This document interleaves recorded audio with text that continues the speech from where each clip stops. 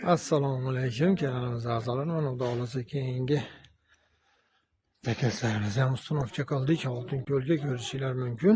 Bu yerga 48 kvadrat veranda o'rnatildi. Alibeston Mokreja 306 dan oynalari divayna paket bo'lgan, qoraga oq. Xudo xolasa o'ta go'zal bo'lib chiqdi. Bo'lsa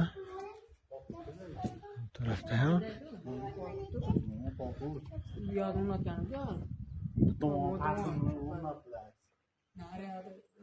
xolasa shundoqlari xolasa zamonlari ham baquvvat originalidan kerak bo'lsa bemalol aloqa chiqarasizlar. Onun ustullarigacha o'ralgan.